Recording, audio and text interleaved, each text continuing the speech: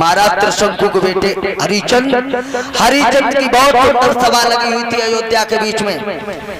बड़े बड़े बैठे हुए थे ऋषि महात्मा, सब अपनी अपनी तारीफ कर रहे थे और अपने अपने शिष्य के लिए हर गुरु बहुत बड़ा सम्मान समझता है। अयोध्या के बीच में तारीफ हो रही थी। अभी दुनिया में धर्म के क्षेत्र में सबसे आगे बढ़ रहा है तो मेरा शिष्य जो हरिश्चंद्र है। ये बात कौन कह रहे थे? कुलगुरु वशिष्ठ, जो हरिश्चंद्र के गुरु थे कुलगुरु वशिष्ठ, वो कह रहे थे कि दुनिया में सबसे ज्यादा तरक्की और सबसे ज्यादा सत्यवादी राजा हमारा शिष्य है हरिश्चंद्र। क्या बात है नेताजी, तुम्हारा ही नाम होगा? हाँ, तभी बड़े जोड़े के मुस्काने हमें मालूम पड़ेगी। तो ध्यान रखना, अगर शिष्य दुनिया में नाम करे तो गुरु को बहुत बड़ी इसमें प्रसन्नता खुशी महसूस होती है। लेकिन आज मेरे परम पूजनीय गुरुदेव जो द्वितीय आला सम्राट स्वामी सुनील चैतन्य जी हैं, लेकिन उनके 5 शिष्य हैं। सबसे बड़ा शिष्य मैं हूँ, बाकी के 4 और हैं। लेकिन जब भी कोई बात कहेंगे तो केवल एक ही बात कहते हैं, मेरा एक ही शिष्य बंटी जो दुनिया में नाम कर रहा है। बाकी 4 को तो कभी सिंगल अवध भी नहीं मिलता है भगवान की कृपा से। लेकिन ऐसे उन्हें अपने शिष्य पर नाज है और गुरु को शिष्य पर नाज होना चाहिए। गुरु को शिष्य पर नाज भी होना चाहिए।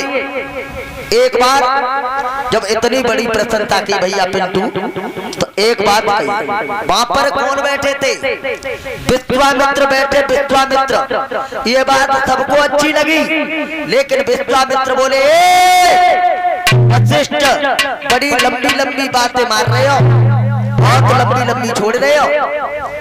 अगर तुम्हारा शिष्य इतना बड़ा दानी है तो ज्यादा नहीं केवल मांगे से 3 रूप दे दो, बस 3, और तुम्हारे शिष्य की परीक्षा हम ले लें।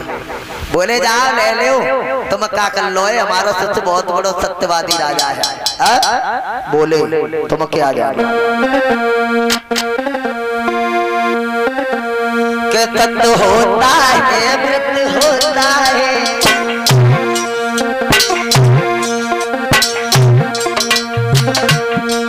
सत्य होता है मृत्यु होता है, पर सीमा सबकी होती है।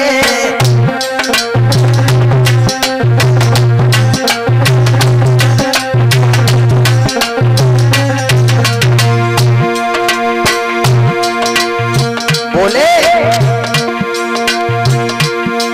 सत्य होता है मृत्यु होता है, पर सीमा सबकी होती है।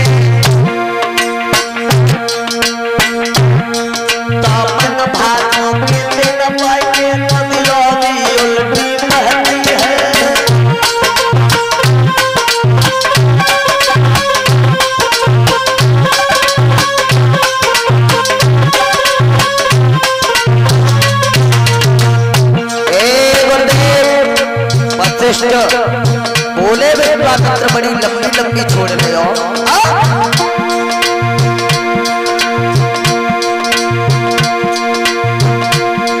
सोना क्या खूब चमकता है, चमक दिखलाओ।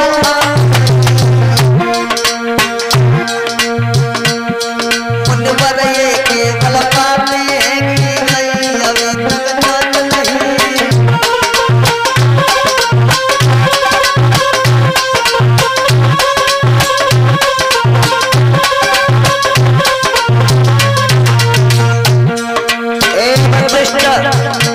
लंबी लंबी बातें बर्दाश्त नहीं है। अगर तुम्हारा शिष्य इतना बड़ा दानी है तो मांगे से केवल सिर्फ और 3 रूप दे दो।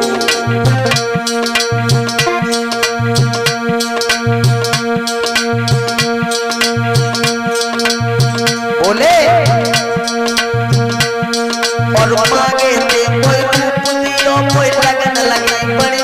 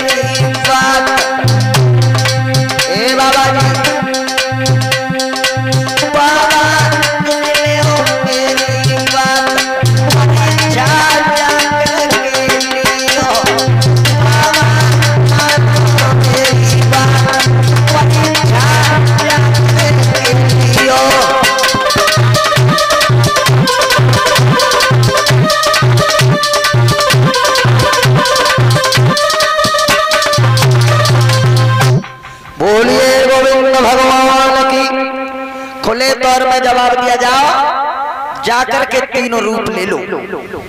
मेरे भैया विश्वामित्र ने तीनों रूप मांग लिए, ले लो। पहला रूप मांगा सूकर का और दूसरा रूप किसका मांगा? ब्राह्मण देवता का और तीसरा रूप सर्प का। तीन रूप दे दो, हम जाकर के परीक्षा तुम्हारे सच की ले लेंगे। जाओ। कुल गुरु बत्स कहने लगे ठीक है, परीक्षा ले लो।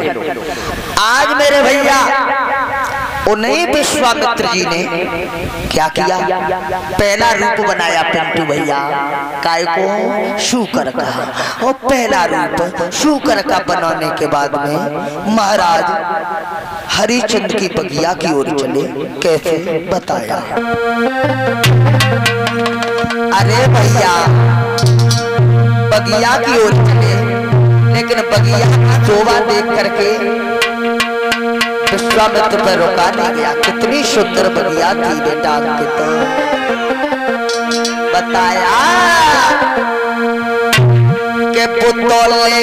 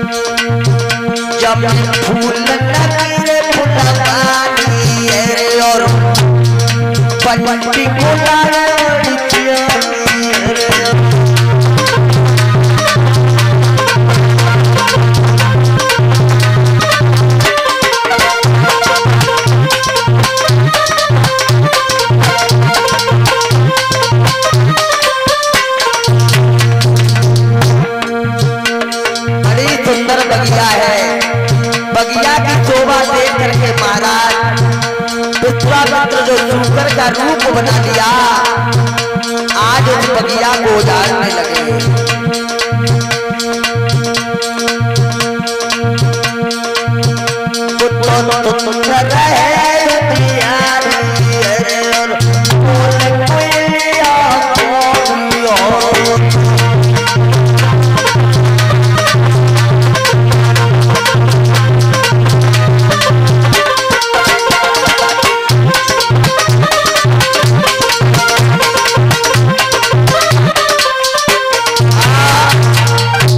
मेरे भक्तजनों, आज विश्वामित्र जैसे ही बगिया में पहुंचे और बगिया को उजाड़ना शुरू किया, जो भी फूल थे, पेड़ पौधे थे, सभी को तहस नहस कर दिया। किन्ने? विश्वामित्र ने। शूकर बन गए, सुअर बन गए, पिग। पिग तो जानती होगे, पिग माने सुअर होता है। काऊ में तो समझो।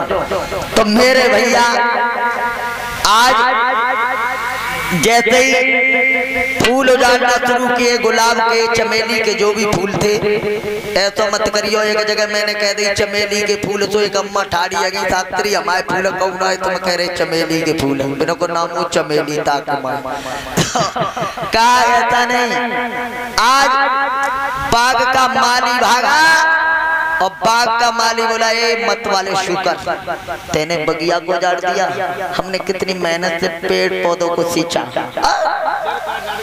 हम तुझे छोड़ेंगे नहीं। और जो माली हाथ में लाठी लेकर के भागा, शुकर पर चोट चलाई। तुम्हारी तरफ तो मुख में दिखाई देता है, लेकिन मेरी तरफ बहुत है तुम्हारी तरफ करना है, मेरी तरफ तो आलू में न होंगे, तो तुम्हारी तरफ तो आलू तो हो जाता।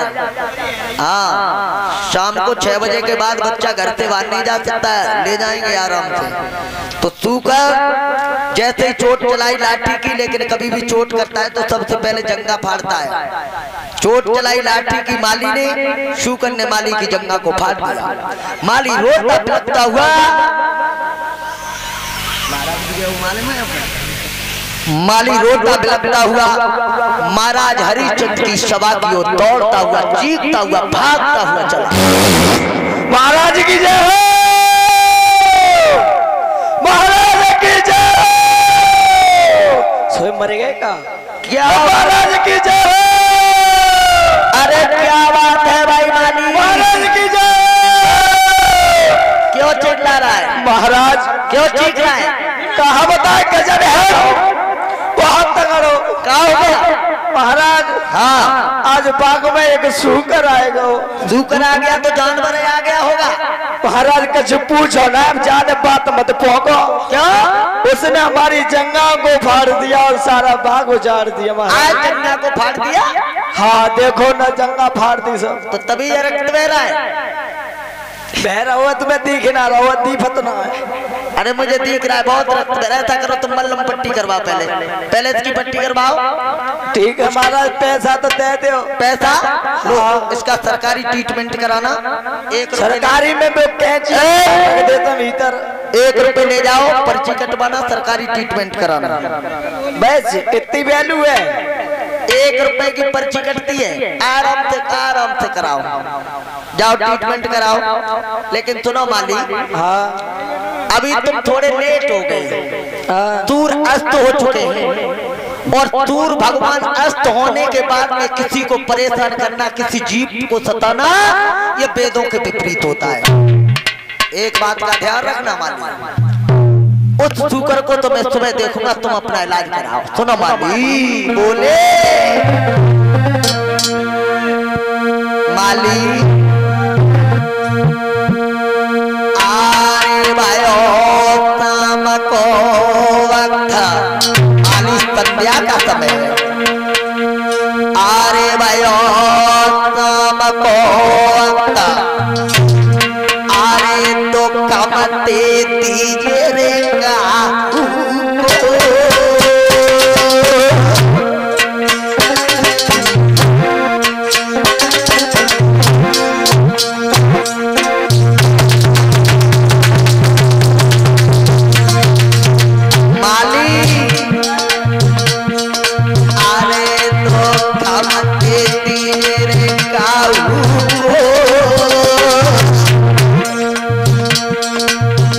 माली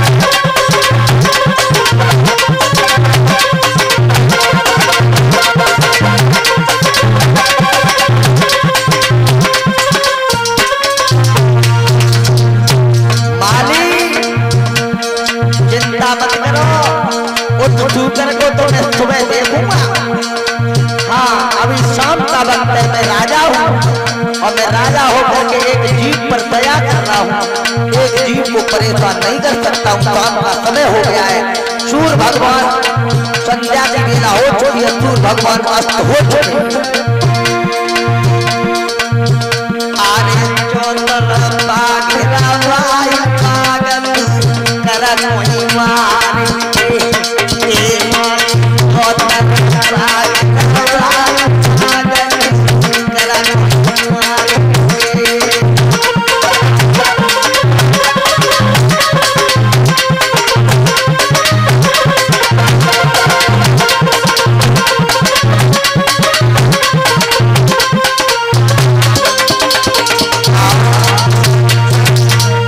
खुले तौर में जवाब दिया, माली चिंता मत करो, सुबह देखेंगे सुबह। और जैसे ही सुबह हुआ, महाराज हरिश्चंद्र आवाज लगाने लगे, ए मंत्री मंत्री। बोलिए महाराज। मंत्री हाँ चलो आज हमारे साथ चलना है और खा पी के तैयार रहना।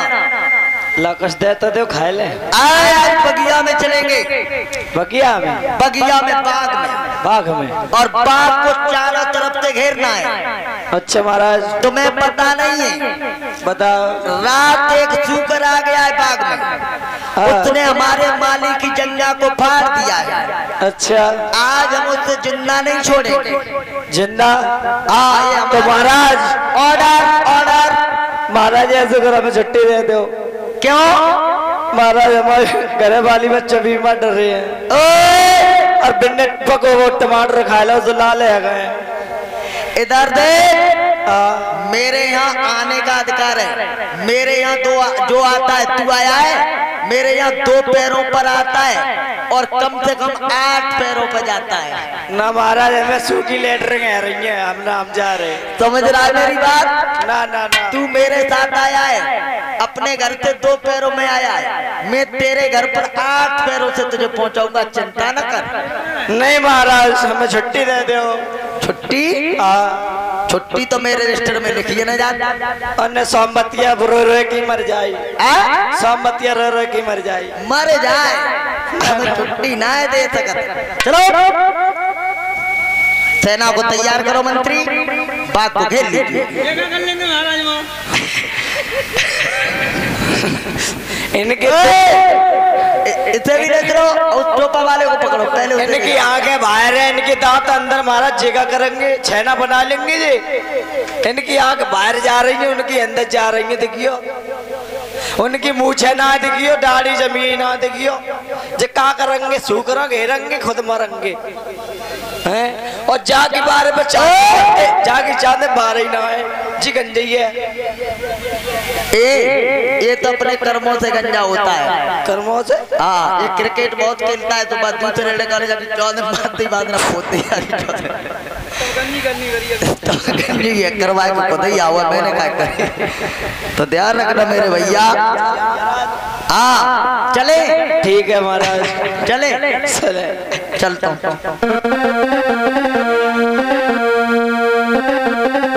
चलो बाप को घेर दो।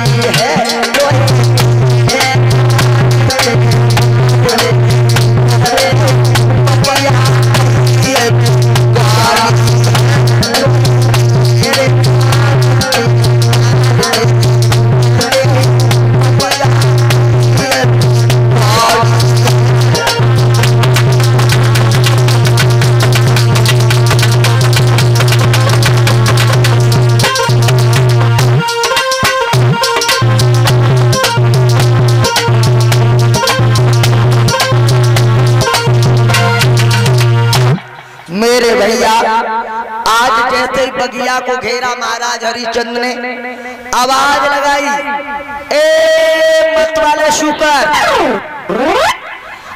तूने कल हमारी माली की जंगा को फाड़ा है, निकल करके आ। मेरी मैया जो सूकर ने देखा, लेकिन वो सूकर तो नहीं था। कौन था पहले? वो सूकर से पहले विश्वामित्र समझ गए। और एक बात और कही हरिश्चंद्र ने बगिया के पास सबको खड़ा करके, सुन मंत्री, एक बात का मेरा ऑर्डर मानना। हाँ महाराज। जिसके पास से ये सूकर जिंदा निकल गया, जी महाराज, किसी के पास से तू चाहिए ये कोई सही, अगर किसी के पास से मेरे जितने भी सैनिक हैं यहाँ पर, जे लिख रहे हो तो मेरे जितने भी नौकर हैं, अगर किसी के पास से सूकर निकल गया तो उसे मैं अपनी तलवार के द्वारा पैरों की तरफ से काट दूंगा। और महाराज, हाँ, और तुम्हारी साइड में लिख रहे हो फिर तो कोई बात नहीं, हम तो राजा। अच्छा तो तुम आ जाओ। अरे आदेश दूसरे के लिए होता है, उपदेश। उपदेश इनके आगे से लिख रहे हो तो काट दो, और इन्हें काट दो, और उनके, यानी सबको मुझे छोड़ के सबको काट दो। और तुम्हें बांट दे तो मैं राजा हूँ पगला, राजा। मैं तो आदेश ही आदेश तो मैंने ही किया ना, तो मेरी बात माननी पड़ेगी तुम्हें, ठीक है। आज विश्वामित्र सोचने लगे, बेचारे 2-2 पैसे के नौकर अपने बच्चों का पालन पोषण कर रहे हैं और बेमौत मारे जाएंगे। और राजा है मरवा देगा, चूंकि राजा भैया किसी को भी मरवा सकता है, राजा तो राजा है। ऐसा है, उपदेश होते हैं ना, उपदेश वो दूसरे के लिए होते हैं। देखो एक बात समझ में आ गई, बता दे रहा हूँ भैया। एक मेरे गांव के पास ही गांव था एटा जिला के अंदर, तो वहां पर एक भागवत चल रही थी, तो मैं वहां से निकल के जा रहा था, तो कोई दूसरे शास्त्री थे, मैं नाम तो नहीं जानता, कोई कह रहे थे, तो वो वहां पर भागवत में कह रहे थे कि देखो कभी भी बैंगन की सब्जी नहीं खानी चाहिए।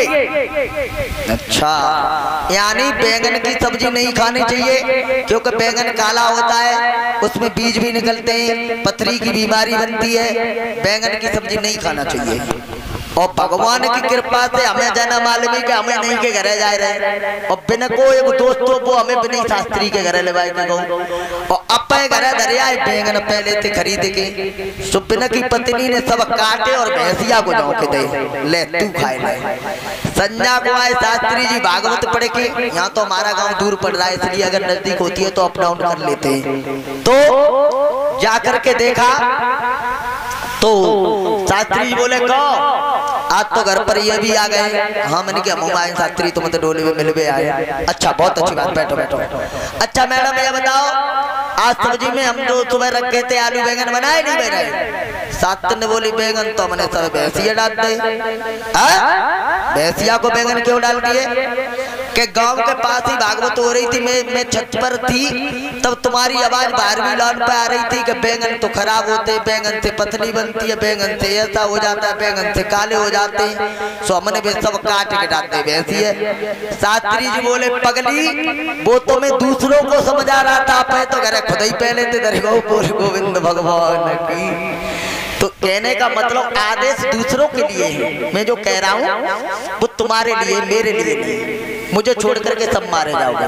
विश्वामित्र सोचने लगे बेचारे 2-2 पैसा के नौकर, मैं ऐसा